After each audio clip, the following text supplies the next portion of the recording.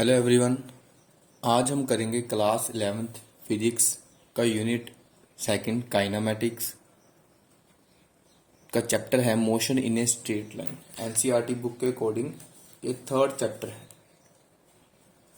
तो सबसे पहले हम डिस्कस करते हैं काइनामेटिक्स का क्या मतलब है। देखो, काइनामेटिक्स से हमारा ये मतलब है कि ये एक ब्रांच ऑफ साइंस है जिसमें हम डील करते हैं स्टडी ऑफ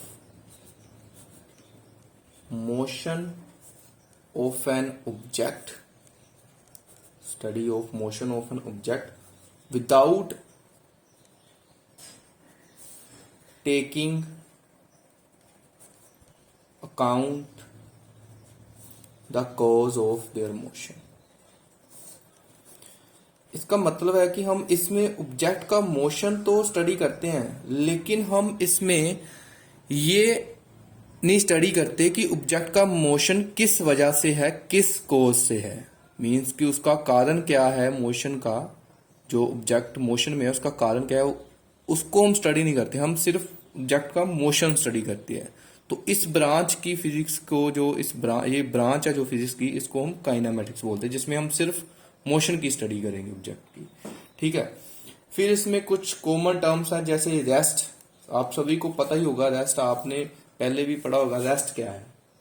आप किसी बॉडी को तब रेस्ट पर बोलते हैं जब वो अपनी पोजीशन चेंज नहीं कर रही टाइम के साथ साथ। ठीक है। जैसे for example a book laying on A table. एक बुक पड़ी है टेबल पर, ठीक है, तो वो बुक जो है रेस्ट पर है, क्योंकि बुक अपनी पोजीशन चेंज नहीं कर रही टाइम के साथ साथ। तो एनी बॉडी, जो बॉडी, कोई भी बॉडी आप लगा सकते हो, जो बॉडी रेस्ट पर हो उसको आप तब रेस्ट पर बोलेंगे जब वो अपनी पोजीशन चेंज ना करे टाइम के साथ साथ। और ऐसे ही अगर इसके दूसरी तरफ अगर आप देखते हो मोशन क्या है, तो मोशन को आप कहेंगे जब कोई बॉडी टाइम के साथ अपनी पोजीशन चेंज करे, तो उस बॉडी को आप बोलेंगे वो बॉडी जो है वो मोशन में है। जैसे ए बर्ड फ्लाइंग इन एयर, या एरोप्लेन ले लो आप, एरोप्लेन फ्लाइंग इन एयर। तो ये अब टाइम के साथ अपनी पोजीशन कर रहे हैं चेंज। जैसे मूविंग कार, जो एक मूविंग कार है वो भी टाइम के साथ अपनी पोजीशन चेंज करेगी। तो ये सभी बॉडी मोशन में है। ठीक है। फिर नेक्स्ट आ जाता है types of motion of body. Types of motion of a body. तो इसमें क्या है, types of motion of body में क्या है, सबसे पहले आपका आएगा रेक्टिलिनियर, रेक्टिलिनियर और ट्रांसलेटरी मोशन। तो हम बात करते हैं सबसे पहले रेक्टिलिनियर मोशन क्या है। देखिए, रेक्टिलिनियर मोशन क्या है, जब एक पार्टिकल, इसमें मैं सिर्फ एक पार्टिकल की बात करूंगा, it is that motion in which A particle और ए पॉइंट मास मीन्स बिल्कुल एक पॉइंट ऑब्जेक्ट, ठीक है, is moving along straight line. कहते जब एक पार्टिकल, सिंगल पार्टिकल की बात की है इन्होंने, जब एक पार्टिकल बिल्कुल स्ट्रेट लाइन में मूव करता है तो वो मोशन जो होगा रेक्टिलिनियर मोशन होगा। एक ऑब्जेक्ट कह लो चाहे आप, ठीक है, वो स्ट्रेट लाइन में अगर मूव करेगा तो वो मोशन कौन सा होगा, रेक्टिलिनियर मोशन। अब बात करते हैं ट्रांसलेटरी मोशन। ट्रांसलेटरी मोशन क्या है, इसमें जो है आप पूरी बॉडी की बात करते हैं। ठीक है। It is that motion in which a body moves, इसमें मैंने पॉइंट ऑब्जेक्ट की बात नहीं की, not a point object, point mass means की इसका बिल्कुल पॉइंट मास हो, बिल्कुल थोड़ा मास हो, उसकी बात नहीं की। इसमें पूरी बॉडी ली है, ना कि हमने पार्टिकल की बात की है। Body moves along a straight line. जब एक बॉडी, पूरी की पूरी बॉडी जो है वो स्ट्रेट लाइन में चल रही हो, जैसे एक बस एक बॉडी है, ठीक है, ए बस moving on a straight road. तो जब कोई बॉडी स्ट्रेट लाइन में चले तो वो मोशन होगा ट्रांसलेटरी मोशन। जब एक पार्टिकल चलेगा स्ट्रेट लाइन में वो होगा रेक्टिलिनियर मोशन। अब सेकंड टाइप जो मोशन की आएगी वो आएगी सर्कुलर मोशन या फिर रोटेटरी मोशन। देखो इसमें बड़ा सिंपल है, जब एक पार्टिकल सर्कल में मूव करेगा, ठीक है, एक पार्टिकल जो है वो एक सर्कुलर मोशन सर्कल में मूव करेगा तो वो मोशन होगा हमारा सर्कुलर मोशन, ठीक है। It is the motion in which A particle is moving on a circle. तो ऐसा मोशन जो होगा जब एक पार्टिकल सर्कल में मूव करेगा तो वो सर्कुलर मोशन होगा। रोटेटरी मोशन में क्या होगा, it is the motion in which a body, इसमें हम कहेंगे जब एक बॉडी हमने ली, इसमें नंबर ऑफ पार्टिकल्स है, ठीक है, इसमें नंबर ऑफ पार्टिकल्स है एक पूरी बॉडी में, ए बॉडी में। तो जब एक बॉडी जो है किसी एक्सिस के अराउंड रोटेट करेगी, किसी पर्टिकुलर एक्सिस के अराउंड रोटेट करेगी, तो जब वो रोटेट करेगी तो उसके जो सभी पार्टिकल है, कॉन्स्टिट्यूएंट पार्टिकल्स है, वो भी कंसेंट्रिक सर्कल्स में क्या करेंगे, साइमल्टेनियसली रोटेट करेंगे, ठीक है। तो एक एक्सिस ऑफ रोटेशन के अराउंड वो रोटेट करेंगे, तो ऐसा जो मोशन होगा वो होगा हमारा रोटेटरी मोशन, जिसमें बॉडी जो है वो रोटेट करेगी किसी एक्सिस के अराउंड। नेक्स्ट हम बात करते हैं ऑसिलेटरी मोशन और vibratory motion.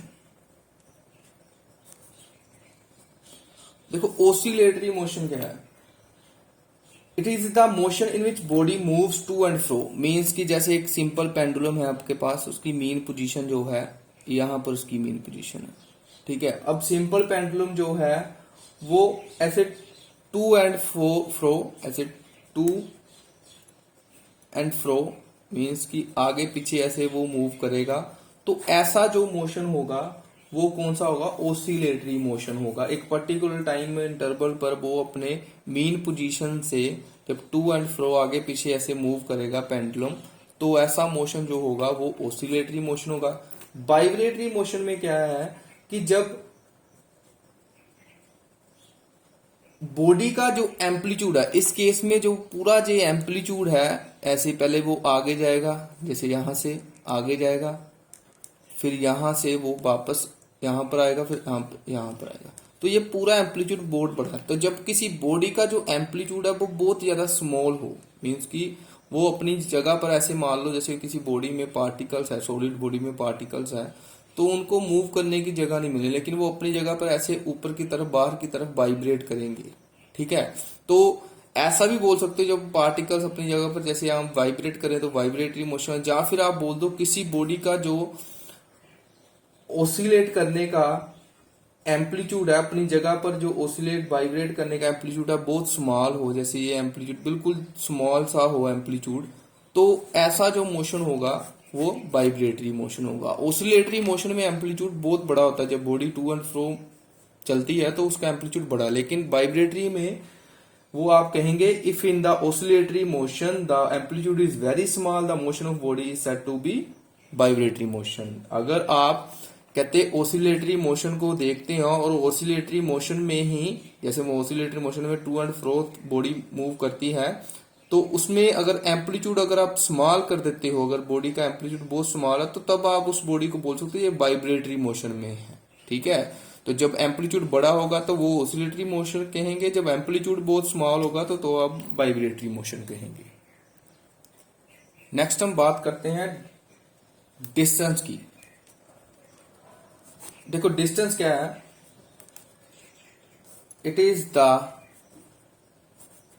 Length of actual path traveled by a body between 2 points means कि जैसे मैंने 2 पॉइंट ले ले ए और बी। इस पॉइंट में अगर बॉडी मान लो अगर ऐसे बॉडी चलेगी, एक पाथ फॉलो करेगी, तो जिस भी पाथ को उसने फॉलो, पाथ कोई भी हो, चाहे ऐसे यहां से आए, चाहे वो यहां से घूम कर जाए, तो जिस भी पाथ से बॉडी जा रही है उस पाथ में जाते जाते उसने जितना एक्चुअल पाथ की लेंथ है, अगर इस पाथ से गई, इस पाथ की जितनी लेंथ है, या फिर इस पाथ से जाएगी बॉडी तो इस पाथ की, इस रास्ते की जितनी लेंथ है, वो पूरी लेंथ को, वो पूरे के पूरे पाथ की लेंथ को हम डिस्टेंस कहेंगे। मीन्स कि जितना उस बॉडी उस रास्ते में डिस्टेंस लेंथ कवर करेगी उस बॉडी को हम डिस्टेंस कहेंगे। ठीक है, तो इसमें हम डायरेक्शन की बात नहीं करते, चाहे कोई भी डायरेक्शन हो, किसी भी डायरेक्शन में बॉडी जा रही हो 2 पॉइंट्स तक, ऐसे ए से उसने निकलना है, कोई भी पाथ फॉलो कर ले, जैसे मर्जी रास्ता फॉलो कर ले, लेकिन उसने जो एक्चुअल पाथ कवर किया, जो पाथ की एक्चुअल लेंथ है, वही हमारा डिस्टेंस होगा। तो इसमें डायरेक्शन की बात नहीं करते, तो ये एक स्केलर क्वांटिटी है। ठीक है, इसमें आप, ये एक स्केलर क्वांटिटी है। और दूसरी तरफ अगर आप डिस्प्लेसमेंट की बात करते हो तो डिस्प्लेसमेंट क्या है? डिस्प्लेसमेंट है शॉर्टेस्ट डिस्टेंस बिटवीन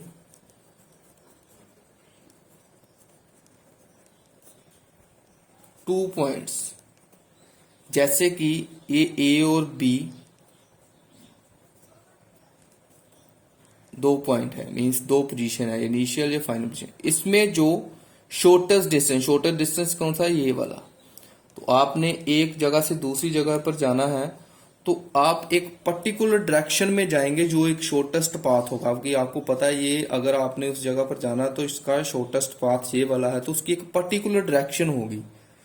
तो वो जो शॉर्टेस्ट पाथ होगा, वो जो पाथ जितना बॉडी कवर करेगी शॉर्टेस्ट पाथ, उसकी जो लेंथ होगी वो होगी हमारे पास डिस्प्लेसमेंट। तो इसमें हम डायरेक्शन की बात करते हैं, इसलिए डिस्प्लेसमेंट जो है वेक्टर क्वांटिटी है। यूनिट दोनों के, ऐसा यूनिट मीटर है, सीजीएस यूनिट सेंटीमीटर है। ठीक है, तो ये बात ध्यान रखना, डिस्टेंस में बॉडी एक जगह से दूसरी जगह जाएगी और जितना वो रास्ते में टोटल पाथ कवर करेगी वो हमारा डिस्टेंस होगा। लेकिन डिस्प्लेसमेंट, अगर बॉडी ने एक जगह से दूसरी जगह जाना तो जो शॉर्टेस्ट डिस्टेंस कवर करेगी बॉडी एक पॉइंट से दूसरे पॉइंट तक अलोंग ए पर्टिकुलर डायरेक्शन, तो वो उस टाइम पर जो डिस्टेंस जो है वो डिस्प्लेसमेंट कहेंगे उसको हम।